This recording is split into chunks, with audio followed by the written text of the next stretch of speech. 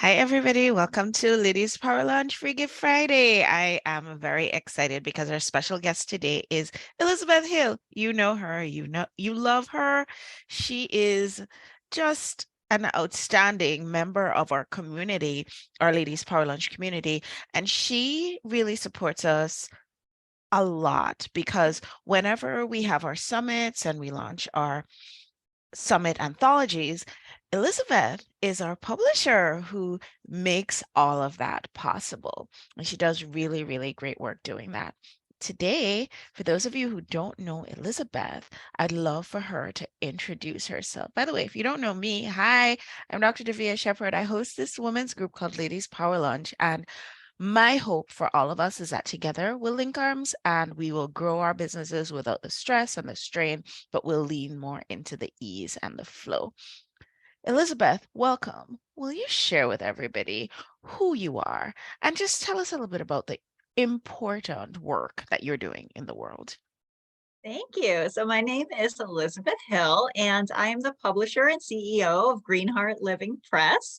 And so I help people that are sharing their stories of personal growth and transformation with the hope of helping make the world a more loving and peaceful place. So I love my job. It is a dream job for me.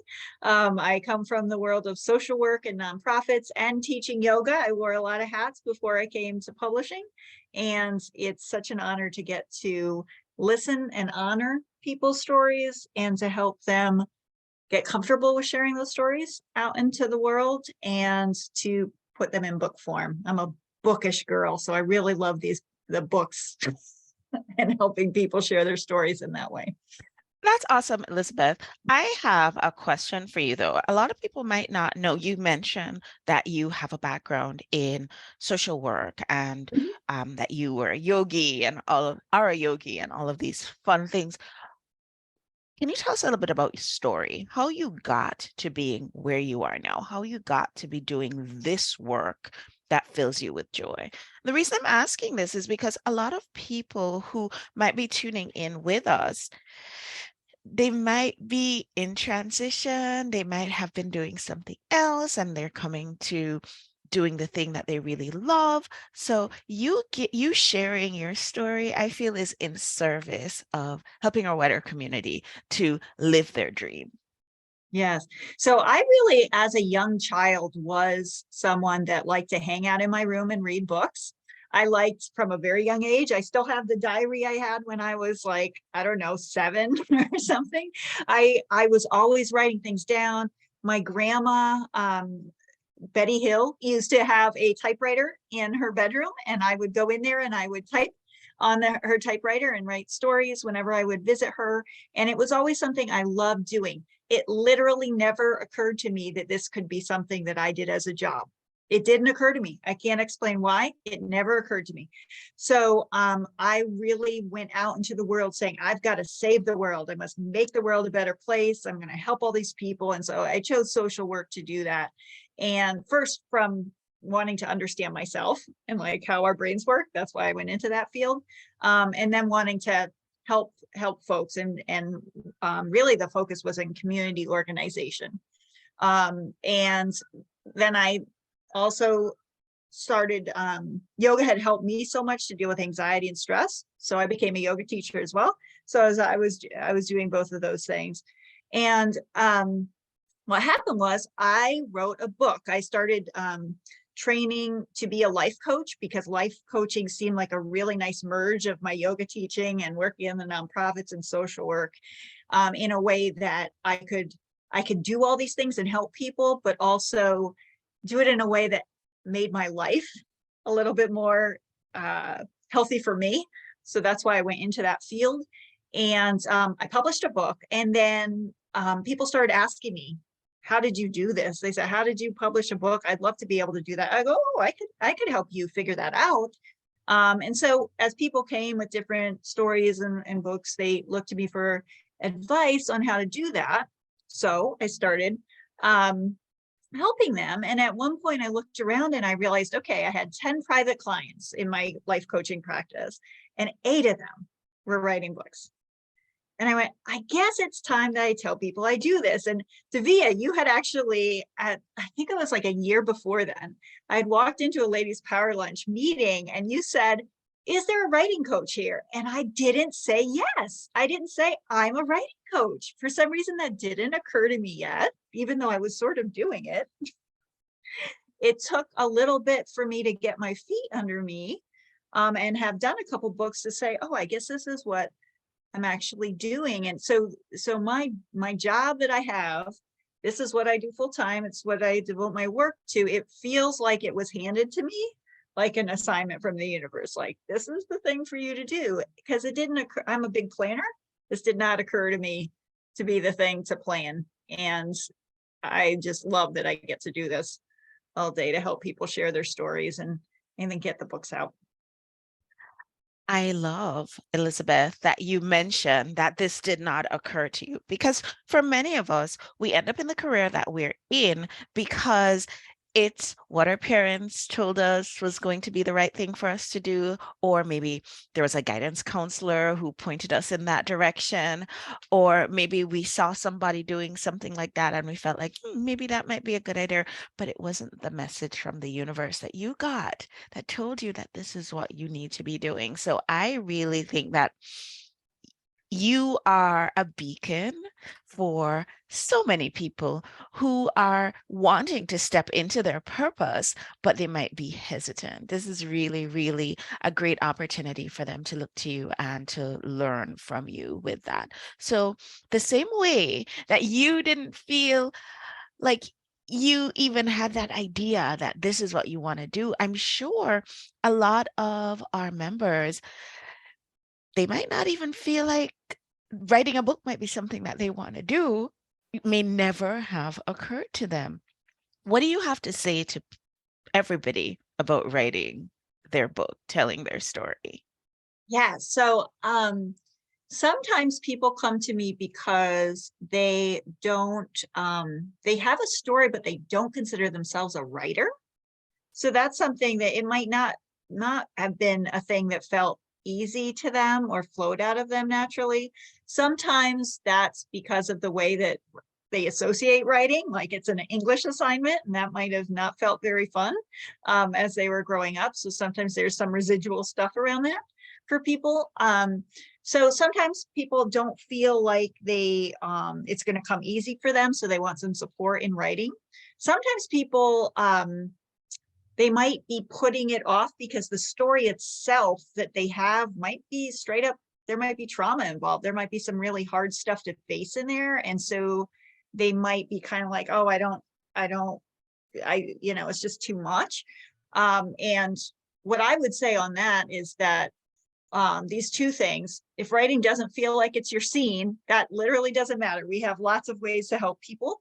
Sometimes people tell stories better than they write, and there's so many platforms for transcribing the thoughts and stories that we have. So there's ways that we can work through that. And if it feels like the story itself feels like a bit overwhelming, this is when I can bring my toolkit from social work and support you in hearing and honoring your story, because sometimes it is hard to get the words out or words onto page. And I love to support people through that process. So those are some things that I would say. This is some advice I'd give, which is the world, sometimes people have people in their life where they're saying, you got to write a book. You got to write a book. Right? Sometimes that happens in the community where I've had people come to me where that's the case. And what's probably more common is you are the one that needs to care about your book, right? And you need to find the supports to help you do it, because the world will probably want to pull you in many different directions. We have our jobs, we have our work, we have our families, we have our kids, we have a lot of different health things, right? We have a lot of things that will pull us away from our stories and our writing. So without that intentional support that we like to create in the different programs we offer, other things are going to pull us away from our writing. It's very easy for writing to be the thing that drops off, right? And writing is amazing because it, first of all, helps us heal. And it also helps us share a story in a confident way, which can grow our businesses in a really huge exponential way. So it's worth doing, but sometimes in the moment, it's the very first thing to be set aside. I So understand that. That makes the perfect author. sense. It has to be important to you, Mhm. and not something that other people are telling you that you need to do. It definitely has to come from within you. You mentioned, and this show is all about growing your business in a smarter way. You mentioned that we can use our story to help to grow our business. Would you like to tell us more? Yes, I would. This is one of my favorite topics, as you know. Yeah, so there's so many different ways that we can grow our businesses through sharing our stories. I'll share one basic way, which it can be make a huge impact. Um, I've worked with people sometimes to help them with their emails that they send out, right? They send out to their email list, where if you are sharing from a story form, right? If you're sharing from your personal experience, this lands so much more powerfully to your email list and your readers than it would be for you to hop on and be like, here's the things to do, right? It's so much more engaging to hear a story and just to level with the people in that list. And it can make a really big difference. So I think most of us can get that because we've gotten a lot of emails. Which are the ones that we open, right? Which are the ones that we read? Which are the ones that we trust and follow up with, right? It's people that we resonate with. It's people that we're like, oh, I want to hear what happened with that, and I can learn and grow from them. And we have created, based on this idea with the visibility circle that we work on together, Davia, that helping people to get comfortable. It doesn't happen immediately, but and sometimes it does, but sometimes it's a process of getting comfortable with sharing their stories, being comfortable with being more visible and being seen. And that a lot, and we use the book Collaborations as one component of that, and sharing our story and being more visible, that allows people to come to you, your future clients, your future collaborators, right? Your future friends, as ends up happening, that they come to you so that you don't have to be. I remember when I started my coaching business, it was like very intentional, a lot of work. Where are my next clients coming from? Right. I do these power hours of like, okay, reaching out to these many people and who could they connect me with? And it worked, and it was exhausting. It felt a little like, ugh, like this doesn't feel like natural. This felt a little forced. And it worked, but it was like kind of like a few people here and there, right? When we do things this way, we are that beacon. We are standing up and being in front of others so that people can find us that want to be working with us. We're like, right? We're not like convincing somebody that they need us. They know that they need support and they want some help in some way. And so we're attracting those people to us, and it's easy for them to find us, right? So I love that. It's as personally, as an introvert, I know you don't have to be an introvert to have this work like this, but to be able to do work this way and to run the business this way, it just feels so much more natural, and comfortable, and it flows much better. So it's been a fun way of doing the work. Well, a lot of people are intimidated by or hesitant to do their sales and marketing. And Right. so being able to use your story, something that is so engaging and that pulls people in, really, in my opinion, is the best way because one, it leans into the authenticity that Mhm. we all should be aiming for when people really get to know the real you through your stories. And then also one of our very, very dear collaborators, Marianne Pack, she loves to say, your mess is your message.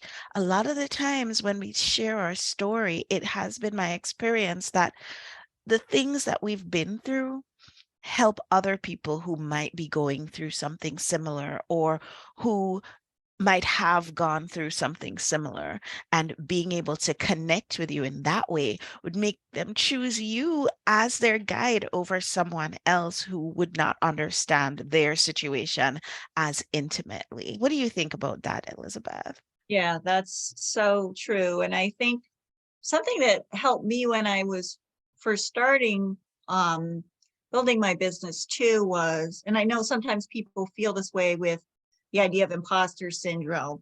They or just feeling like, oh, what do I have to offer, or feeling uncomfortable with it in some way. And what we learned from sharing our stories is that we don't have to have everything figured out. We literally will never have everything figured out. That is the point of life, right? We won't get to that place. We don't have to be perfect. Where we have to be is we have experienced something that somebody else might be going through right now. And if we are literally sharing what we went through, what that experience was like, we do have that instant connection with the person. We build that credibility. And even if we're one step on the path ahead, right, we can be of so much service to that person, that if somebody hasn't been through that experience, they might not get it. They might not understand. Right. And so it's really important to look at that, right? Like how it's important to be willing to share our stories. I know when I first started having my life coaching business, I really felt like I was like, no, I know all, I'm so serene and calm, and like I've got my life together. It's amazing, right? It's like I didn't. And so there was a feeling of like, I don't know, I had to do all of that, right? And the more that I was willing to just be, honest about where I was, what was going on with my life, the more it feels more comfortable. I felt more supported by the community and other people. And people feel more comfortable opening up to you and telling you the Absolutely. truth of what's going on in their lives too. So you can really make a difference for each other in that way. So, what are some of the do's and don'ts, Elizabeth, when it comes to sharing our story? uh, When we start thinking about, okay, should I publish? Should I be a part of an anthology? Should I go solo book? What are some of the do's and don'ts? What are some of the things that we need to start thinking about?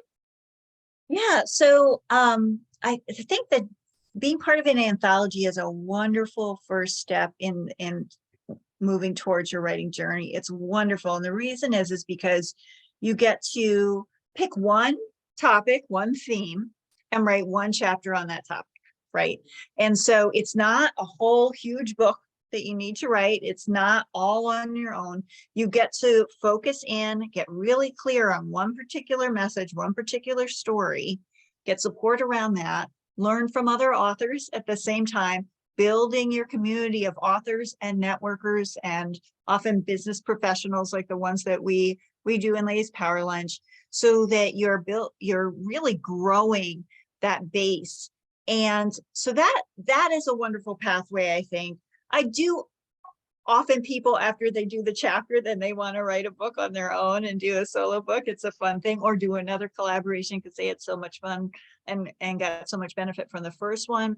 I do also, sometimes people come to me and ask, come to me first with a book that they've written and they want to publish it. I do encourage them also to be part of a book collaboration from a marketing standpoint, from a point of wanting to build this network of other authors and writers, because we all help each other grow. And so many writers try to do this on their own, and then they put a book up and it doesn't do very well because they haven't built this network to reach out to people.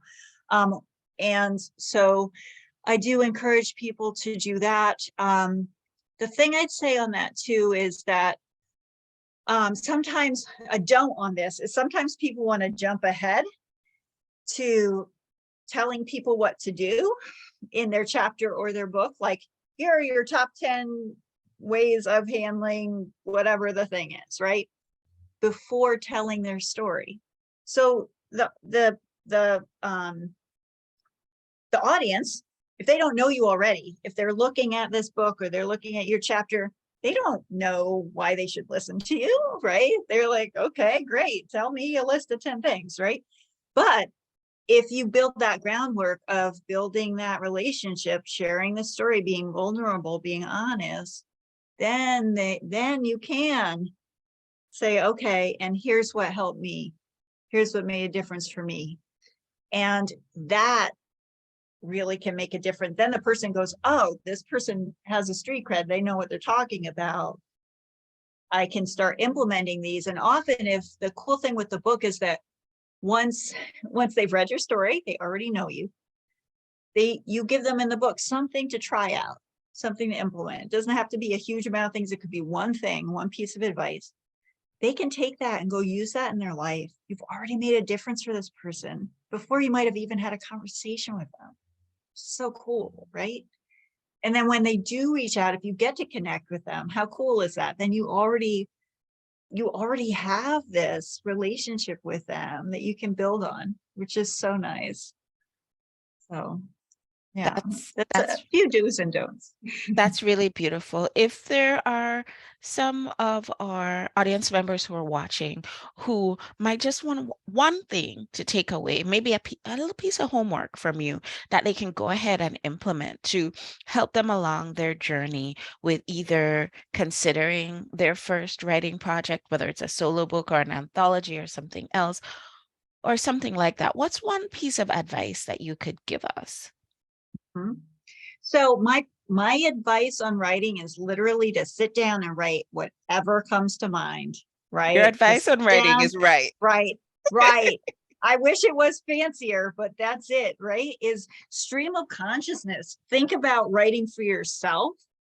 Don't think about what somebody else is going to read or whatever. You have to kind of get those words out before you can get to the gold. So let those words flow. And if you're not a writing person, record yourself, right? Like some people are they're more oral storytellers, right? Record yourself and then listen to it after. And yeah, so that's my advice on that. You heard it here first, everyone. You know, the advice is go write. So right. Just this is your homework. Start writing. Stream of consciousness, write words or dictate words, and then listen back and see what you have. What would be step two on that? What do we do next after we've written something? So yeah, so this is a great opportunity for people that are listening now, because I do have, and this is the free gift.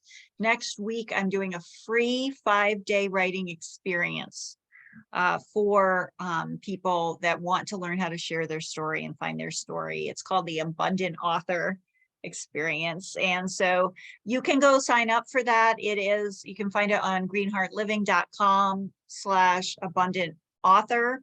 I will, we can share the links to that. You can also reach out to me directly on Facebook or through my website. And it's a free experience that we'll be talking about how to sell your books, how to write your books, how to make offers in addition to the book. So you're selling the book and then a higher ticket item that's related to it. So it has a really big impact, as well as drawing in more income from you. For you. And so that is that. We also have the Green Heart Living podcast that you can listen to. Many of our authors that have gotten to experience being in an anthology or in doing a solo book as well. Some of our members might be watching this after the fact, after Yes. your Abundant Author Mm-hmm. workshop is Yep. complete. Do you have any plans to make it evergreen so that people might be able to tune into that in perpetuity? I don't have that as evergreen, but anyone can sign up for my publishing guide, which is a video and a workbook guide that helps explain the different types of publishing. There's 3 different types of publishing. People often want to know what the path is for them. We can obviously support them, but we're not always the best fit for people. So I want I wanted to give people the advice on all of them so that they can make the best choice that works for them. And that's also available through my website as well, greenheartliving.com.